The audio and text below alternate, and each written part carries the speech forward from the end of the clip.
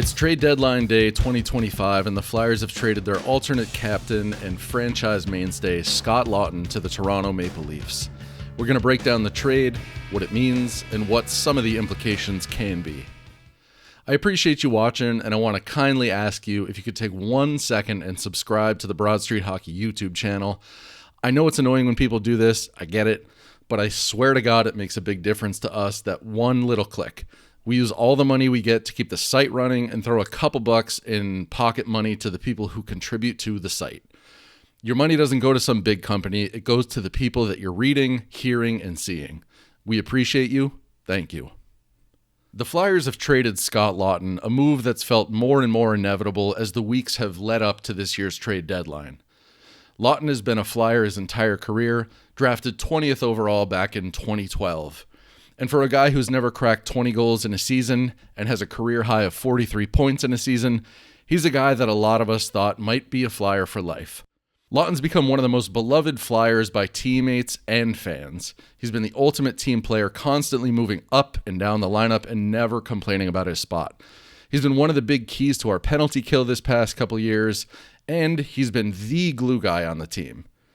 As it's been said before, he's the kind of guy who makes your locker room better and more welcoming for everyone and allows a more reserved guy like Owen Tippett feel more comfortable on the team and has allowed him to flourish into the player he is right now.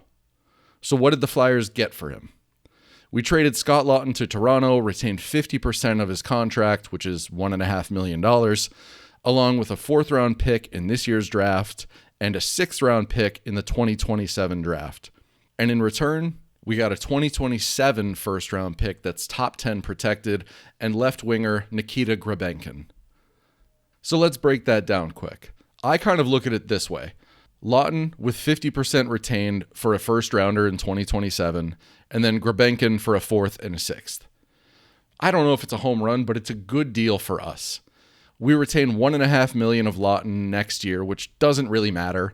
It does use up our 3rd and final retention spot for the year, since we also traded Andrei Kuzmenko earlier today and retained on him as well. But Kuzmenko's retention spot clears up at the end of the year, so that's fine.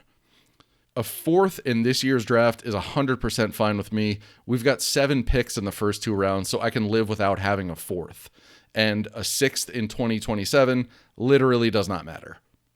As far as the 2027 first rounder, it's a first-round pick for Scott Laughton. That is a huge win. We've also long heard that the 26-27 season is when the Flyers will really start pushing their chips in and trying to go for it.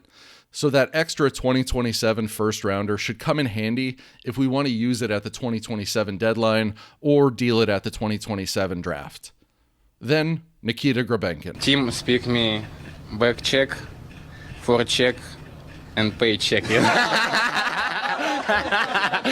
Yeah, I'll call that a win too.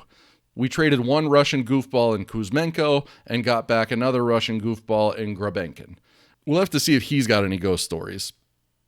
Grabenkin is a left winger and comes in at 6'2", 210 pounds according to the AHL's website, so he also adds a bit of size over Kuzmenko too, which is a plus.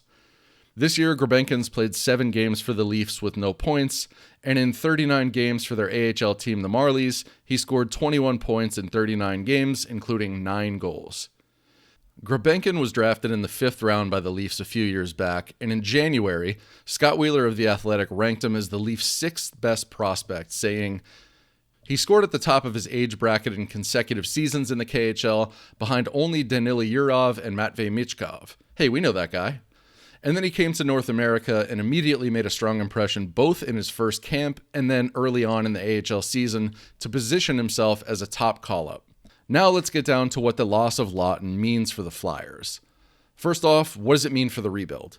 When Torts became the coach of the team 2.5, 3 years ago, the only guy who's worn a letter from the start was Laughton as an assistant captain. He's been beloved in the room by the players, frequently cited as the funniest guy on the team, and for the last couple years, he seemed like a logical trade candidate in the rebuild.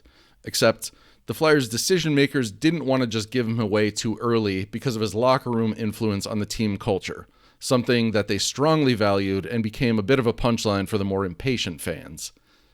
Now the Flyers' locker room seems to be in a much stronger place, but this is going to be a huge test of that belief. The Flyers have traded away 3 popular players in the last couple months in Joel Farabee, Morgan Frost, and now maybe the most popular of them all, Scott Laughton. It's another signal that the Flyers are indeed turning the page into a new era of Flyers hockey. Something else to consider is what it means for the roster. With the loss of Laugton and Frost, we're now down 2 centers from an already very thin center pipeline. Granted, we've all felt for a while that Laugton has been a better winger than a center, but Laugton has still played a lot of center for us these last couple years. And on one hand, those holes do make us worse, but they're also opportunities for guys like Jacob Gaucher and Rodrigo Abols down in the AHL, and next year, Jet Luchenko.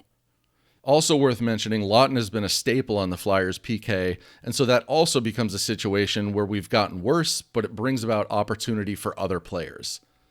On the season, Laugton leads all of our forwards in ice time on the PK, so it's probably going to lead to bigger roles for guys like Noah Cates, Tyson Forrester, and maybe even someone like Jacob Peltier.